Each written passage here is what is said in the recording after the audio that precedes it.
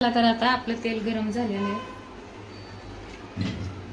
तर मी काय केलंय, हातातून शेवगा घसरतो म्हणून मी ते शेवग्याला हे केलंय।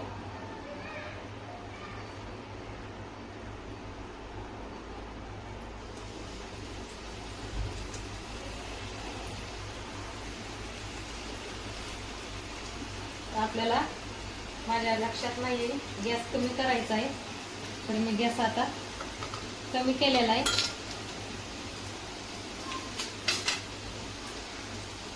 लगे लाल उठली जाते आणि कच्ची राहिल्यामुळे कच्ची राहू नये म्हणून गॅस स्लो करायचा आहे।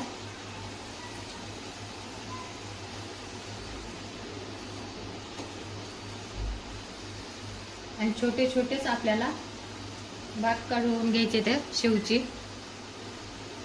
जसं आपल्या हाताला म्हणजे चटकं बसू नये किंवा तेल जास्त गरम झालं का माझ्याकडनं, मी आता गॅस स्लो केलेला आहे। इथे मी तेल तापाय घातलेलं आहे। आता शेगडी मी फुल करत आहे, गॅस फुल केलाय।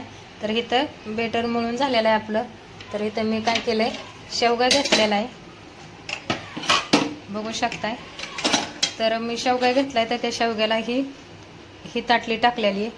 तुम्हाला जशी हवी तशी टाकू शकताय। तर आतनं बी आपल्याला थोडंसं तेल इस्तेमाल करायचंय।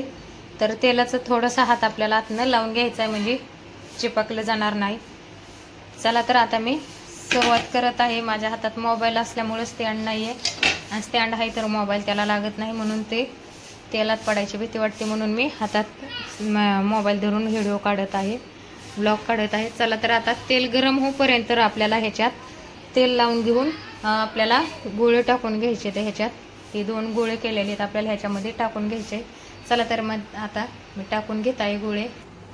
आपल्याला ह्या आकाराचा गोळा करून घ्यायचा आहे आणि ते साच्यामध्ये टाकून घ्यायचा आहे। तर आपले हे दोन्ही पण गोळे बसू शकतात। त्याच पद्धतीचा आपल्याला दुसरा पण गोळा करून घ्यायचा आहे।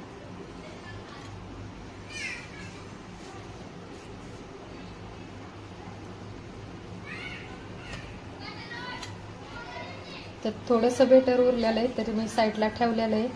चला तर आता याला मी ठेची टाकून घेत आहे। मी लंकाताई, माझ्या चॅनलमध्ये सर्वांचं स्वागत आहे, रेसिपी ब्लॉगमध्ये। तर हा की मी 4 बटाटे घेतलेले आहेत। तर माझ्याकडे एवढेच बटाटे आहेत म्हणून मी एवढेच घेतलेले आहेत। हे 2 छोटे आहेत आणि हे मिडियम साईजचे। तर चला तर आता इथं पाणी मी गरम करायला ठेवलं होतं, तर पाणी गरम झालेलं आहे। तर मी आता ह्याच्यात बटाटे टाकून घेत आहे। तर हे बटाटे आपल्याला उकडून घ्यायचे आहेत, 4 बटाटे उकडून घ्यायचे। तर याला मी झाकण लावून घेत आहे। आता बघू शकताय, आता मी कुकरला झाकण लावलंय।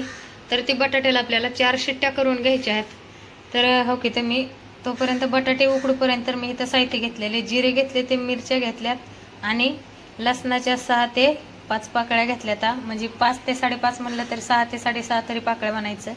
तर ही मी आता 4 शिट्ट्या होईपर्यंत मिक्सरला दळून घेत आहे। तर आपल्याला त्या बटाट्याची करायची आहे बटाटा शेव। चला तर आता तयारीला लागत आहे मी। चला तर आता ही मिरची दळून घ्यायची आपल्याला। जिरे अडकू नाही तर आपल्या ह्याच्यात, म्हणून आपल्याला काय करायचे, 2 चमच फक्त पाणी घालून घ्यायचे छोट्या चमचनी। तर मी बघू शकता, मी फक्त 2च चमच पाणी घातलेलं आहे, पाणी इस्तेमाल नाही करायचं आपल्याला, पण मी केलंय। 2 शिट्ट्या काही झालेल्या आहेत आपल्या, दुसरी शिट्टी थांबली। चला तर आता अशा पद्धतीने दळून घेतलेलं आहे। चला तर आता मी ह्याच्या 5 शिट्ट्या करून घेतलेल्या आता। तर गरम आहे बटाटा, तर बघू शकताय बटाटे किती भारी शिजले गेलेले। तर एकदम मऊसुरत असे बटाटे शिजले पाहिजेत आपले, तरच आपले। तर आता ते थंड होईपर्यंत मी दाखवते काय काय घेतलं। आता मी हिरव्या मिरच्या दळून घेतल्या होत्या, माझ्याकडे लाल पावडर नाही। तर तेचं पाणी दाबून मी मिरची दाबून मी पाणी काढलेलं आहे च्याच्या चाळणीने। तर इथं मी कस्तुरी मेथी घेतली, इथं खायचा सोडा आहे, इथं मीठ 1 चमचभर, तर इथं पाव चमच हळद घेतलेली आहे, आणि इथं 1.5 कप बेसन पीठ घेतलेलं आहे। चला तर आपल्याला आधी बटाटे मिक्स करून घेऊन कस्तुरी मेथी, मीठ आणि आपली खायची पावडर, ते आणि हळद मिक्स करून घ्यायची। चला तर आता मी ह्याला सुरुवात करत आहे। ही घेते मी आधी बारीक करून, का तर आपल्या त्या साच्याच्या तारात अडकलं नाही पाहिजे। चला तर मी सगळं सारण ह्याच्यात टाकून घेतलेलं आहे आणि सारण टाकून घेतलेलं आहे, पण आपल्याला पाण्याचा इस्तेमाल जास्त करायचा नाही. तर मी हे जे पाणी काढून घेतलेलं आहे मिरचीचं, तर बघू शकता हे मी थोडंच वापरणार आहे, 1 ते 2 चमच. लय झालं, एवढंच बाद झालं का, तर आपल्याला पाण्याचा वापर जास्त करायचा नाही. चला तर आता मी इथं एक टोप घेतलेला आहे, हे बटाट्याचं साहित्य सारण साईडला ठेवलेलं आहे. तर 1 ते 1.5 आपण कप हे बेसन पीठ घेतलेलं ते ह्याच्यात मिक्स करून घेत आहे मी. का तर आपल्याला पाणी घालायचं नाही, तर आपल्याला हे सारण आहे ना, हे सारणमध्येच आपल्याला मिक्स करून घ्यायचंय. तर आपल्याला ह्याच्यामध्ये घालायचंय तर 2 पळ्या तेल घालायचंय. तर माझा हात भरलेलाच आहे, तर मी ह्या डिशमध्ये तेल घेतलं होतं 1 चमच. 1 ते 2 चमच, छोट्या चमचने 2च चमच घेतलेले. तर अजून आपल्याला लागेल तसं थोडंसं तेल घालायचंय. जास्त पातळ पण करायचं नाही, जास्त घट पण करायचं नाही. ह्या पद्धतीने आपल्याला बेटर मिक्स करून घ्यायचं आहे. चला तर आता मी मिक्स करून घेते.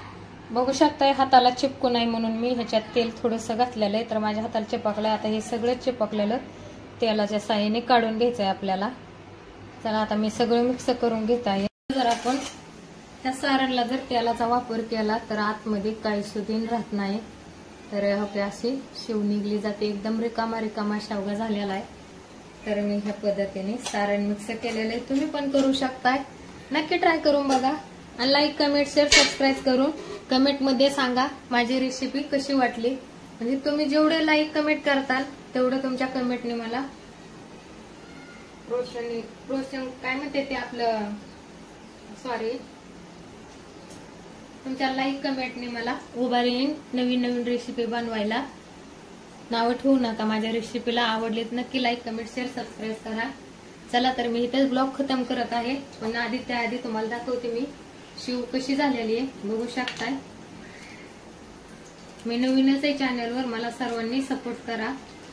तर अशी शेव ही वर्षभर पण टिकून राहते, 10 महिने पण टिकून राहते, अशी 1 वर्षभर टिकून राहील अशी रेसिपी आहे. तर एकदम अशी कुरकुरीत रेसिपी झालेली आहे. सॉरी, रेसिपी म्हणते कुरकुरीत शेव झालेली आहे बटाट्याची. तर ह्या पद्धतीने नक्की तुम्ही बघा. तर आता त्याला पण ती पण लाल व्हायला लागली कढईत टाकलेली शेव. चला मी इथं ब्लॉग खतम करत आहे.